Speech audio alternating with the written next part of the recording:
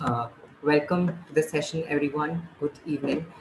So we come across a plethora of articles as well as people telling us about the fact that IP is really valuable. But we don't often get to hear about any quantifiable stuff about IP, like how valuable IP actually is. What is the value of IP? Is there a number attached to it?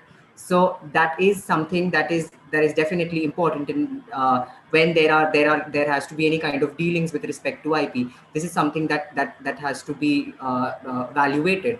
So that is what we are here to discuss today. Joining us is 𝗃𝗏 Roy, sir. Welcome to the session, sir. Sir has a really amazing experience with respect to intellectual property.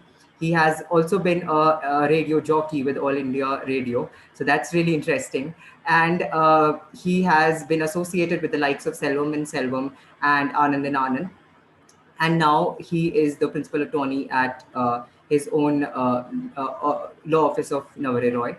So welcome to this session, sir. It's a pleasure to have you here, and we can begin with the topic of today. Thank you, Abhishek, and thank you, LawSikho, as well for putting this together. And thank you to the participants as well. I think on a Saturday afternoon for you to turn up, that's a wonderful thing. Thank you very much for being around. Abhishek, thank you for the introduction. And so just one of the things that I'd like to probably just add on to that was the fact that in addition to just intellectual property, prosecution and enforcement work, I've had the pleasure and the privilege of doing a course on intellectual property valuation conducted by WIPO and the Italian Trademark Office and the Lewis Business School. So that sort of gave me a little bit of insight into the whole thing, as well as training on some of the financial aspects of things, because I'm trained as a lawyer and I'm not usually the one crunching the numbers, but so intellectual property valuation is a combination of both those skill sets. And so that's just one of the other things that I would probably add on. Yeah, so in terms of today's session, it's going to be a little broad-based and an overview of things. I would like to present my, just add on to my screen for just 1 second. Yeah, I hope you guys can see my screen. Yes, right. It's visible, sir. Thank you, Abhishek. All right, so in terms of today's session, what I wanted to do was just do a little bit of basics of intellectual property valuation, why we need to do it, how we go about it, and things like that. And since this topic is with regard to the entertainment field and the media industry, the primary intellectual property that we deal with in that particular field and industry is copyright. So I thought we'd focus a bit on copyright, just delve a bit into the history, go into the types of rights, what terms, ownership, and things like that, because these factors affect valuation as well. And then just go through 2 case examples that I've had the privilege of working on. So this is broadly what I hope to cover. At the end of the session, you feel free to ask me questions at any point. You can just drop in a think in the chat box or the Q&A box that you have in front of you. Abhishek's also taking a look at that. So if at any point there's anything that he wants to jump in and ask me, he will. Or at the end of the session as well, you're more than welcome to ask those questions. Right. So the first thing is, I mean, before we go into the basics of IP valuation, I guess, one of the things that we need to look at and understand is intellectual property as a tool versus intellectual property as an asset. Now, traditionally, the origin of intellectual property was a way to carve out exclusivity for yourself. So you protect what was yours and you stop other people from encroaching that particular right and exclusive rights that you're granted. So it was originally seen and used as a tool for competitive advantage. So if you were selling a particular product under a brand name and you had exclusivity of it for that trademark, you could stop someone else from using the same brand name and selling similar or different products as well under that. So the idea was to to create that, to give you that competitive edge and advantage, and also to gain exclusivity. Most all rights are either they grant you exclusivity or they grant you negative rights, but that's the whole purpose and point of intellectual property protection. The next thing is, of course, blocking competition. Like I meant, if you're not blocking competition in a negative sense, but using your rights and your assets and your creativity so that nobody else is stepping on them. And the other aspect of intellectual property protection was in terms of making sure that you're not infringing somebody else's rights. So that's one of the reasons why you would protect it. But this is a slightly more traditional way of looking at it. Intellectual property ultimately is an asset.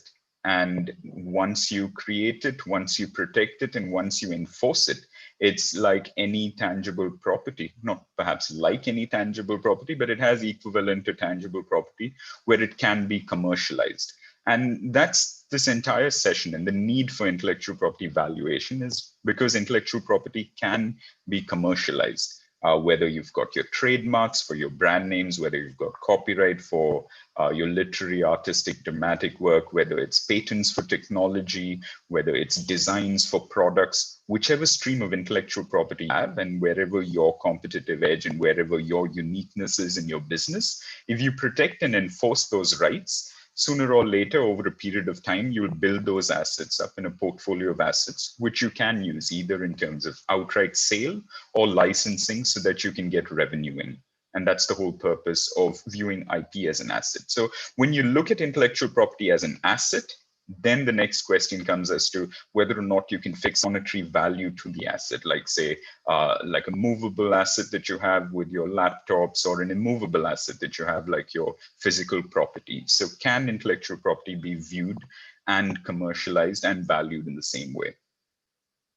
Right, so there's no doubt that that intellectual property has value. You just need to read the newspapers to know that there definitely is value for IP. If you with the recent 𝗃𝗂𝗂𝘁𝗶cie investment with on the design front and arts front, you're also looking at patents, companies being acquired for their patent portfolios, companies acquired for just their branding and their product placement. So in this particular thing, since we're looking at the media and entertainment industry, I couldn't think of a more apt example than looking at Walt Disney. Now, if you look at Walt Disney and their acquisitions over time, you look at the entire scope and the entire assets that they're acquiring is predominantly on the copyright front. It is in the media and entertainment space. You can look at your Marvel, Lucasfilm, Pixar, the 21st Century Fox, all of their assets are all copyright related. Yes, there are trademarks with regard to each of their characters and all of that, but the entire content is subject to copyright protection. And not only have they taken it over, they've had spin-offs, they've had side stories, they've had cartoons, animated, you've got merchandise, all of which stems off the core content which they acquired. And if you look at the acquisitions as well on the value, Lucasfilm in 2012 for about $4 billion US. You've got 21st Century right now for almost 71.3 billion. So there definitely is value to the intellectual property. And so the question is, how do you come up with this and how do you evaluate this? And there are several methods and means, and we'll probably discuss a few during the course of this session. But what I wanted to leave you with this is, yes, IP has value. Yes, it can be valued. Of course, different transactions would have different purposes. Say, for instance, in an acquisition, you wouldn't just look at the true value of the IP. You'd be looking at how much revenue you're likely to generate from it and different other factors like that. But I just wanted to leave you with the fact that, yes, IP is an asset. You can commercialize it. You can create revenue streams out of it. And therefore, it has a certain fixed value to it, which could be a moving value. Right. So before we get into it, one of the things that you need to understand, whatever you're trying to value, whether it is a physical property or an intangible asset, you have to understand what you're valuing and what you're creating value from. So if you're looking at, say, general property, whether movable or immovable, it's tangible, it's physical. You can see it, you can touch it, you can possibly taste it, although I wouldn't expect you to do that with physical property as well. But it does have that characteristic. It is tangible.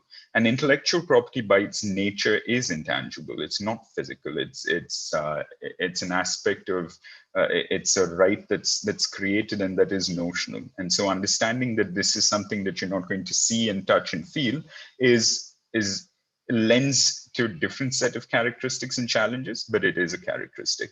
When you look at general property, whether it's physical in terms of whether movable or intangible, you do have a boundary of rights. Say, for instance, if we were looking at a physical land space, for you to have it as an asset, you would have a boundary. It's demarcated. You've got, you put a fence over there. There's a line which is registered with the government authority saying this is where the extent of your land is, and that's drawing up the boundary. Whereas the same way within intellectual property, you have those boundaries as well. It's just that those boundaries are delimited by rights that are granted. These could be either on creation or on the basis of registration, but it's still a right that is created and a boundary that you're drawing, whether in the sand or in real or on paper, but it is a right and a boundary that you're drawing. The next and most important thing whenever you're dealing with any asset, whether tangible or intangible, is ownership. Just as you would do your due diligence when you were to purchase a property, you would have to see who was owning it, whether it was leased, whether it was mortgaged, whether the person who in fact owns that particular property is the owner, or whether there's litigation, whether there's any sort of issue associated with it. And that's the same thing that you would need to look at with intellectual property. Who owns it? Because there are certain concepts, particularly in copyright, where you could create it, but you may not be the owner, or the owner may not be the one creating, vice versa. So you have to understand these things. And this is complex from an intellectual property point of view, but over the years, a fair bit has improved in terms of the way people take action to protect and make it a bit more tangible. Right. So when we move into the valuation methods, there are three basic valuation methods that is most commonly used depending on the asset, and particularly within intellectual property valuation as well. And these are recognized by WIPO and most general valuation experts as well. You've got the cost approach, the income approach, and the market approach. So the cost approach is basically you try and identify the cost it took to create a particular asset or the cost that you would incur in replacing or buying that asset as well. So for instance, if the production of say video content or audio content, what were the costs that went into the actual production? Or if you were creating a software, the number of engineers that you hired and paid them over a period of 6-7 months to create and to ultimately have a working product. So that cost, or at the same time, if you were to buy that same product out from somebody else, what would it cost you? So that's generally the cost approach, and it doesn't usually work from a copyright perspective, but it's one of the approaches that are used. The second one is the income approach. And the income approach is more often used whenever you're dealing with an intangible asset, particularly with patents, and you're dealing even with trademark, is the idea that you expect and anticipate and forecast a certain income, and then you bring that back to today's value. So the idea is over a period of time, you estimate that would be certain revenue. And so if you were to hive that off or sell that off right now, what would that value be on today's day? And this is used when you also you can also find that out through, say, royalty and licensing fees. So you have an understanding of what revenue is likely to come in on account of royalties and license that may already be in place with the asset. The final one, of course, is the market approach. And this is just to say that similar transactions are done whenever these assets are being acquired or licensed. So what is the rough market rate towards it?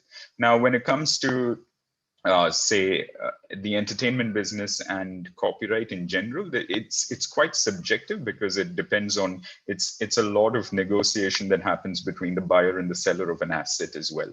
And so when it comes down to these transactions, you do have some frame of reference because you'll have a rough idea of what the market pays for, say, the digital media rights, or with an OTT rights that you have. What is the rough amount that's being spent, and what are the other transactions in the market like that? So this would be the third approach that you would use. So you would possibly have a combination of the income and the market approach to work on an asset like copyright and IP. Right. So now that we know, just in terms of just the basics of what we need to look at from a valuation perspective in these three methods, it's absolutely important that we understand copyright and we understand the history, what rights are granted, the term, because all of these factors affect the valuation of the rights that you're granting and the valuation or the value of the asset that you've created. I always like to start at the beginning, and with regard to copyright, the basics of it is with the Statute of Anne. And the reason this is important is if you look at the origin of copyright protection as well, it was predominantly used for publishers of books. So it came into being with the invention, so earlier, whenever there was any literary work that was written, the only way to make copies of it was to have an individual sit and scribe the whole thing down and to make a physical copy of it. But with the printing press and with general methods of distribution of content getting faster in the day and age at that time, publishers felt the need to have their rights protected, and which they approached the court at that time, and the Statute of Anne in England was passed to protect the rights of publishers. So typically when you see copyright as well, the word derives from the fact that you have the right to make copies of your work. And that's how it started off. So if you were a publisher, you had the right to make copies of that book, and you had the sole right to sell those copies of that work. And that was for a particular period of time. So why is it important to know the origin other than generally understanding the history of things? It's important because this is what it started off at. And today you have copyright covering algorithms, you have source code, you have photographs, blueprints. So all of these things were just stacked onto the rights that were granted over here as a basic. And so if we look at the types of work, just very quickly, copyright protects literary work. This is anything written, whether it's text scribbled or the code that you see on the page. Protects artistic work, whether it's drawn, whether it's sculpture, whether it's photographs, comics, whatever it is on the artistic front as well. It protects dramatic work, dramatic performances, rehearsed, choreographed events. It protects music. Now, this is important because when we're dealing with, and the session is on IP valuation when it comes to music and movies and content, it's important to understand that when it comes to protection of music, copyright has different elements. So you've got musical rights, which protects just the musical notation and the music itself. You've got sound recordings. Now, the sound recordings are the combination of your musical rights and your literary work, which is which are the lyrics there in the song. So you've got your lyrics, which are protected under literary work. You've got your composer getting rights to the musical work, and you have record labels or producers who own the combination of two together, which is then made into a sound recording. This is particularly important because whenever you're looking at an asset, you need to look at a portfolio of maybe 15 albums that have been produced, and you need to look at arriving at the value of them. It's absolutely important to understand that all these rights actually do belong to the producer, or whoever you're trying to value those rights for.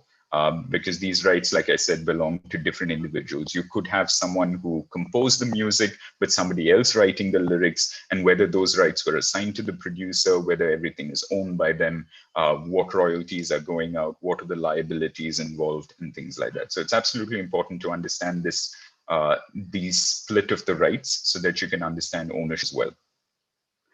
You've also got the next stream of work under copyright, which is cinematographic work, which is your video content. So everything from your feature-length movies to your advertisements to your short videos on TikTok, although I guess TikTok is no longer possible right now in India, but maybe even your Insta stories and your Instagram videos, everything that you put up, any short video content as well would technically fall under this particular element. And again, there are even more rights involved, because while the producer owns the final content over here, you could have the script writer owning the literary work, you could have the music with the background music composer, the record label that's doing the songs, the lyricist involved, all of them put together and tied up together and sent out as a package, which is what is owned by the producer. So again, identifying all these rights, identifying all these contracts to see whether everything is in place, whether the ownership has been properly transferred and owned by the individual bringing it to you for value. That's something that you absolutely need to look at.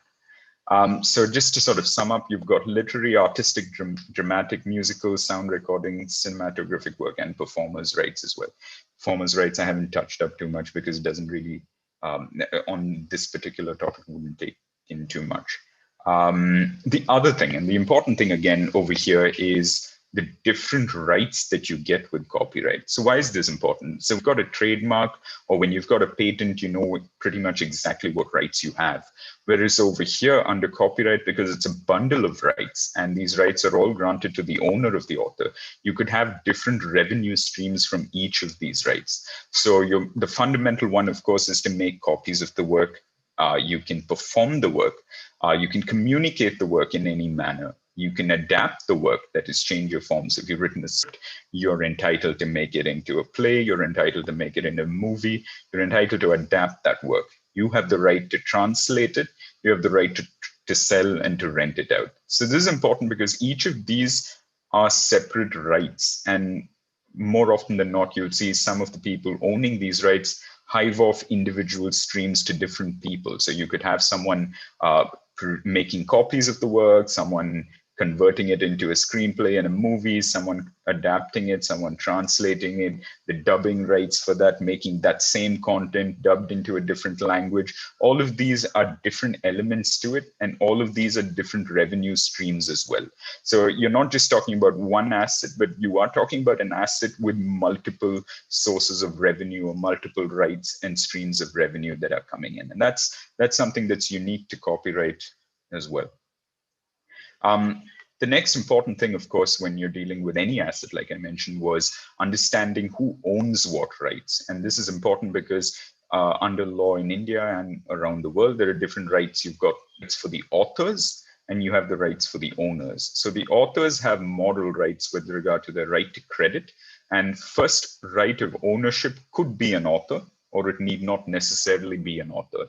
So for instance, what you're looking at, the picture over there, this was doing the rounds maybe a couple of years back with regard to the ownership of the rights in the photograph. So the photograph there, although the camera was set up by a photographer, was actually clicked by the animal that you see there in the picture. So the question that arose was whether or not the photographer had the rights to the photograph, or theoretically the animal that took the photograph. Because when you, under law, whoever takes the photograph owns the rights. So from what I understand, this went back and forth for some time, and then it was ultimately held that animals cannot own copyright, and so it did vest with the photographer.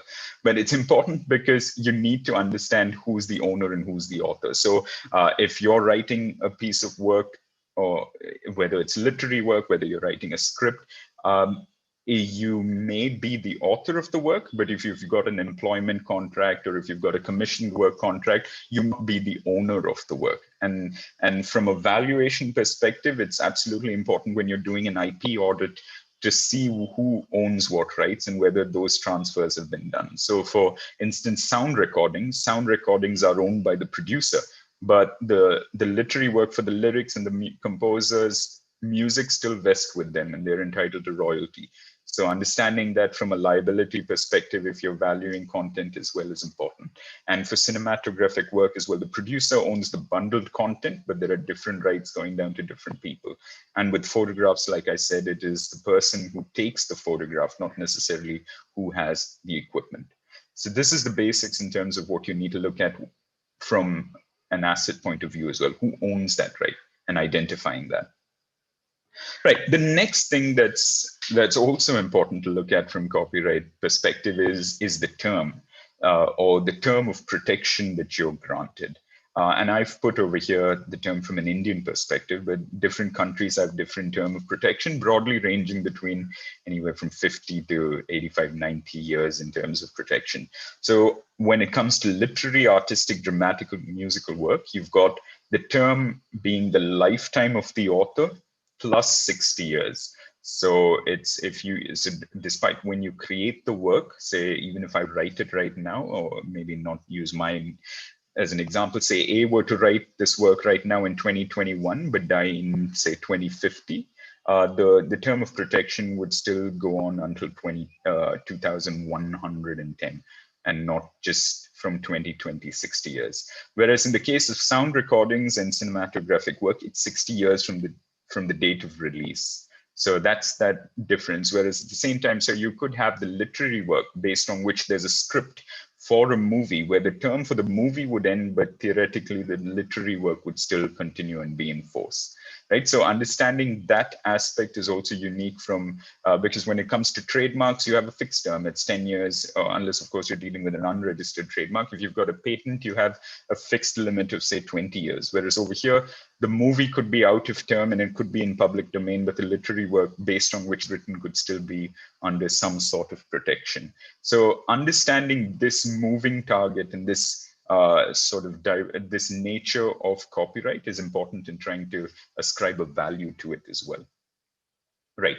I've just spent two more slides on, one is on registration and enforcement. I'll get into why as well. So when it comes to registration of copyright, unlike the other streams of law, registration is not mandatory. And this is another unique aspect. So your rights not granted only on the basis of a registration. It exists the minute it's created. And at the same time, you've got protection with multiple countries that have signed up to the Berne Convention. Within India, of course, you can file an application with the Copyright Office, and it's very straightforward to do. You can file it online and send a copy in to the Copyright Office, and it gets done pretty soon as well. But the point is, even though registration is not mandatory, it does sort of help in terms of an asset creation point of view as well. Remember how I talked about having that boundary set. So the boundary when you have a physical property is having that fence up.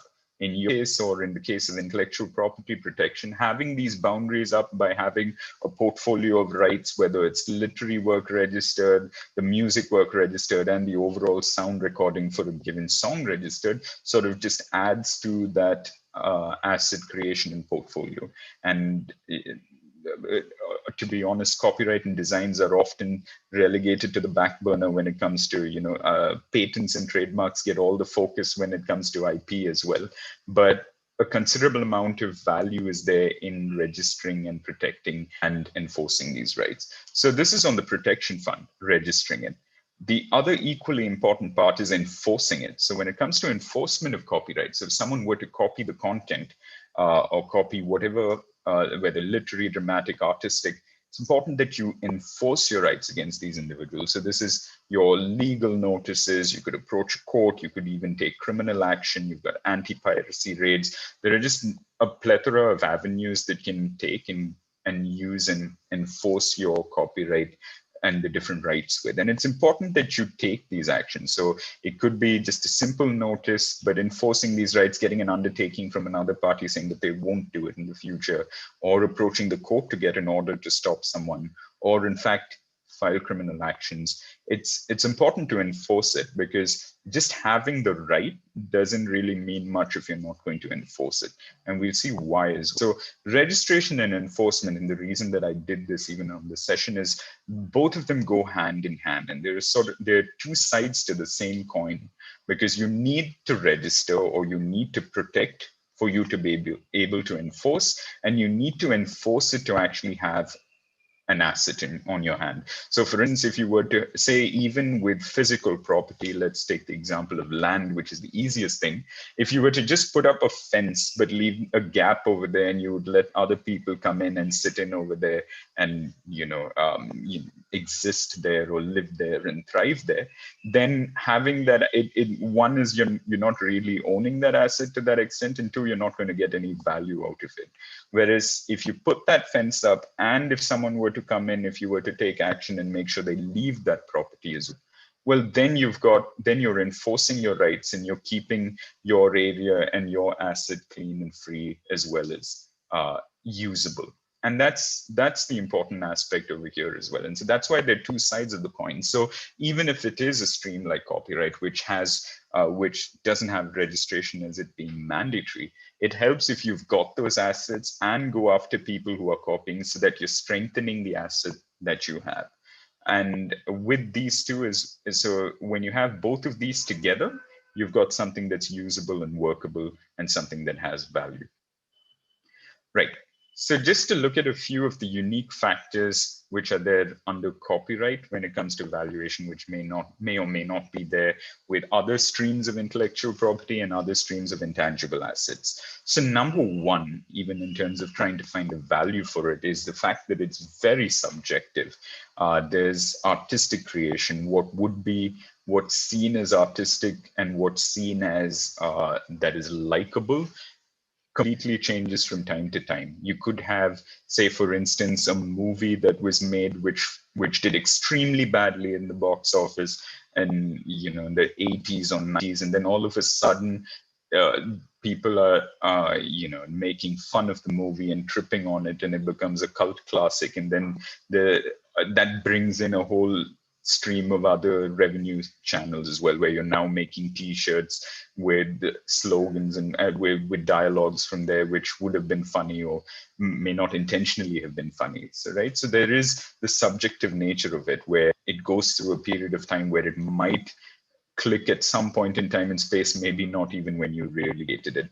The other one could be even with trends. So for instance, even if you've got really good content, but if the political mood is not right, or if maybe the time frame of when you're releasing content is not right, then it doesn't matter how good that content is, whether it's music or whether it's a movie or any sort of content that you're releasing, even if it's a YouTube channel video, if it comes in at a time where it seems insensitive or seems offensive, you never know which way the trend is going. We've seen that with so many advertisements as well, which may have been really good from a particular perspective, but then when there's a whole lot of backlash against it, the value sort of goes down and people have to take it off and things like that. And the other thing, of course, is value over time. So typically any asset appreciate over time, whereas you've got with something like copyright, you may have its value, in most cases, actually, its value go or increase over time. So when you've got artists' work, when you've got, say, painters and sculptors, the asset value goes and increases over time. If they did well and if they do. So it's very subjective as well over there. And at the same time, you could have something that does really well at the start and then completely dip. So if you were to look at, say, an artist like Michael Jackson, you're still listening to songs today, you're listening to songs, they're being licensed, there are still dance moves that are based on it. There are so many there's so much merchandise, the Beatles as well, all of them technically considerable value increasing over time, because now there's so while earlier there were CDs and cassettes, now you've already got your Spotify and Apple Music streaming the content, and these content still doing well several years and even decades in some cases after the content was originally created and released. So that's one thing that's really unique in terms of this as opposed to other assets in general. The other thing is, like I mentioned, you have specific value for different rights. Now, the right to reproduce, the right to make copies, the right to translate, all of these, like I said, are very different rights that are there. And each of these are intangible, but each of these have different revenue streams as well that can come in. And that's an important subjective, but a unique factor of it. And the third one, of course, is just being registration and its non-mandatory requirements. So for instance, if we're doing an IP audit or an intellectual property audit of any of the content or any of the rights that a particular business owns, the one thing that you would check is whether they've taken steps to protect it, right? And if you've got, say, a patent, whether it's a subject matter of technology, it's easy to see whether or not they filed or they've got a grant patent for it. And it's important that they have that grant. Otherwise, if they don't have that grant, it's as good as not having those rights. Whereas when it comes to copyright, even if they haven't registered it, there's still a possibility that they have all those rights. And then it just comes down to reviewing the contracts that are there. So this sort of elastic requirement of registration not being mandatory sort of still adds to the factor that you still may be able to have a value even if you haven't registered it. And that's another sort of unique thing about copyright and one of the factors that you need to look into. So how does one go about it? So I will take you through just two case scenarios that I've worked on. So there are two. The first one was in the media and entertainment front. So I need to preface this whole thing by saying, when it comes to transactions, like I was referring to Disney and just general content, when you say you've got a web series and you're looking for a producer or an OTT channel to license it down and to play, those don't really go through the exercise of evaluation for the simple reason that it's a lot on negotiation. It's just a lot of an offer and an acceptance and maybe some amount of negotiation in it. But where do you need it in terms of fixing a physical or ascribing a certain value? So one aspect is in this case scenario where there was an Indian company that had certain assets. They had multiple YouTube channels and they own music for, say, different about 75 different movies, just the music rights which they had acquired and they were licensing downstream. What they had to do was to assign, they wanted to set up a company outside the country. They wanted to set up a holding company in Singapore, and they would have to transfer all these assets to there. So in such a scenario, it was important to the valuation from a perspective identifying this so that we could fix a proper consideration for it so that transfer pricing would be right, as well as to make sure that the value is right. So this was one of the unique cases when you're looking at trying to value it more from a perspective of ascribing it so that those transfers are right, not from a way of your run-of-the-mill transactions where you've got an OTT person or maybe even a producer coming in saying, you're going to sell you the rights for distribution of the movie alone. In those, it's very rarely done. But something like this where we needed to do a transfer pricing check and just to see the value, that's where we did this entire exercise. So how the first stage in this was to identify all the assets, and that was important. So in this case, we do typically an intellectual property audit. We go there, sit in with the company, sit in with the owners, review each and every one of their agreements for each of the assets that they have.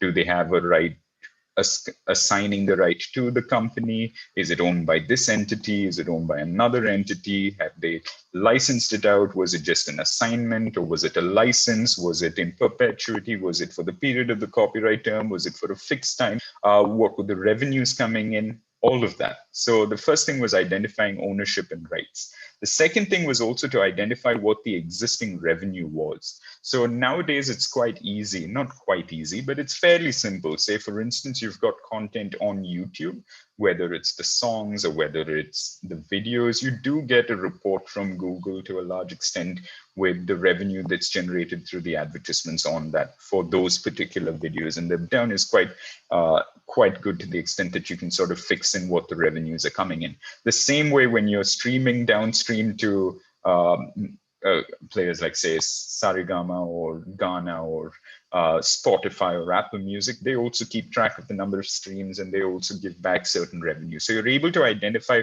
what the existing revenue was. And this one we sort of also took as an outer limit of the time frame for the value of it, because a lot of these were there. We kept that for about 2 to 5 years in terms of what we were looking at in terms of estimating the revenue. And we used the income approach to figure out which is a discounted cash flow method, to figure out what the value of those assets would be today. So the idea is, what revenue would it generate over a period of 2 to 5 years? And if that were to happen, if you were to have this asset, what would the value be as on date today? And we also did have an extra factor on this particular one, which was the cost of acquisition, because a lot of this some of the content was produced in-house and some of the content was acquired. So trying to figure that out as well and trying to understand where they'd created, where they'd acquired and things like that. So ultimately we were able to fix on a finalized value, which was the consideration for the sale of assets from the entity to the Singapore entity. And from what I understand, those that went through without a hassle on the transfer pricing scheme of things as well. And the next scenario is a little different to the, maybe it's a little similar perhaps, but the idea is this one was a production house that had legacy movies. So they were movies that were all produced well before the 80s. And so as of now, it was just looking at the value of it if they were to hive it off based on the newer streams of revenue generation. So that meant, say, if they had movies that were made in black and white, whether or not those would be picturized now in color, whether they would be digitally remastered, if they were to be licensed down to OTT platforms, if they were going to be making different other streams of revenue, whether it was going to be through YouTube or whichever the OTT platform was, to try and identify the value on the basis of that. And this one, of course, was a little more complex because in addition to just sort of identifying those, part of our exercise was also in terms of cleaning up those rights, because there were quite a few of these were old agreements where there were a lot of rights that were granted, which weren't necessarily permitted at that time. So whoever they'd assigned the rights rather than license it, they were using it on digital media when those rights weren't even there in existence. So trying to clean that up, identify what actually would still belong to them, what wouldn't belong to them under the amendments, and on the basis of that, evaluate what could be done and whether or not they own the rights, and then finally worked on the exercise for actually coming up with a value for that if they were to assign it off to somebody else who was interested in buying that. So these are the two sort of scenarios that were coming in. Like I said, it doesn't typically happen where you have where you've created, say, a web series and you want to sell it off, or you've written a story and you want to sort of license that downstream. For that, you don't really do a valuation exercise, but these valuation exercises are predominantly for when you're trying to on the transfer pricing side of things, or if you're looking at legacy content, which doesn't necessarily have revenue at the moment, and you're trying to work things out. So that's pretty much what I've got in terms of my time, and as well as what I thought I'd put together from an overview rather than trying to get hyper technical and go into the specifics. But I hope with this you sort of understand just a few things that you can take away. Intellectual property is most certainly an asset. You need to protect it and enforce it for it to have value. You can't just file, say, a trademark application or file a copyright application, forget about it, and years later hope that it has some value to it, right? You need to be vigilant at all times. You need to take action at all times so that you strengthen that asset. And in terms of valuing it, you may need to do a valuation exercise, or you may not need to, depending on the scenario. But it's important that you understand that it most certainly has a value. And in today's day and age, as well as the way that we are going to progress, most of our assets are going to be intangible. While we do live in a physical world and there will always be physical assets, the way that we're headed is definitely going to be more towards the intangible side. So the more we have people interested in this and looking at this from this perspective, I think we'd all benefit from that. Right. With that, I should be done. And if you've got any questions or comments, I'd be happy to take them. So, sir, as you said that the valuation is done mostly in the cases wherein the content, like it's a legacy content, or wherein the owners are looking to kind of monetize upon it. So it's just sitting somewhere and they are not able to monetize upon it. But how is the valuation done with respect to content that is being generated, that is being created, that is to be distributed, to be assigned? Like they have created the content in order to monetize it, something, for example, a movie, a brand new movie. So are there any specific factors on which the valuation would rely, or how would that be done? How would that be decided upon between the parties? Is there some way, or is it just that the owner would pick up kind of a price and quote it? Right. Yeah, no, I think that's a good question, to the extent that yes, you in a scenario which would be ideal, you would need to try and see the value. But at the same time, if it's something that's brand new, it's very difficult to estimate. Say, for instance, you've created something, you don't know necessarily if the public is going to like it or not. And that there is very little way of estimating that. And because of that uncertainty, you wouldn't really do with something that's completely new. So for the same way you do valuations, even business valuations with startups which are just completely in a new domain, it's very difficult to estimate because the market may be ready, the market may not be ready, it may be ready in the future, it may not be ready at the moment. So typically what happens in these sort of scenarios in the real world, it's rarely ever a valuation and then you take it to, say, a producer or someone saying that, hey, hang on, this is the value that I think it should be valued at, and this is what I would do. Typically, it is a negotiation. It is more like whoever on the other end. It depends on the power dynamics between the parties and where the offer is going to start from. This does help in general IP valuation as well. So intellectual property valuation comes in when you're doing on damages estimation, when you're trying to figure out what the damages are if, say, someone were to pirate your content or were to infringe your content. That's one way, an avenue that you can use IP valuation for. The other one is also calculating of licensing fees and royalties and things like that. But from a practical perspective, right now, those transactions are not always happening. It's more from a negotiation perspective where whoever's in command says, this is what I'd be willing to pay for it. And you either take it or leave it sorts, or maybe negotiate a bit on it. But typically having a valuation done would give you the starting point for for the negotiation, or that's where it should be. It may not be there right now, but that's where it should be. Got it. So we have another question by Manan, who wants to ask how to decide which valuation method would best fit into which business situation.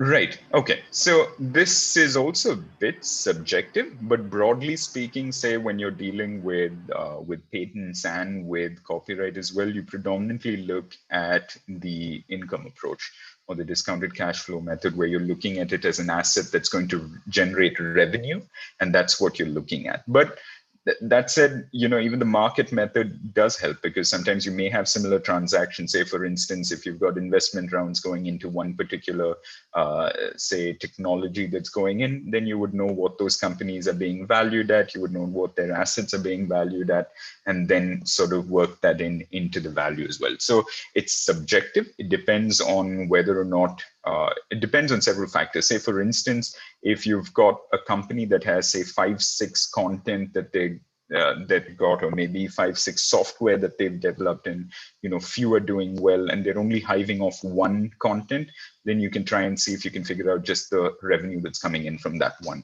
and then hive just that off in terms of the value. So to answer the question, it would depend on the asset that you're looking at, and it would depend on the situation as well. But broadly speaking, it is the market method or the income method that you use.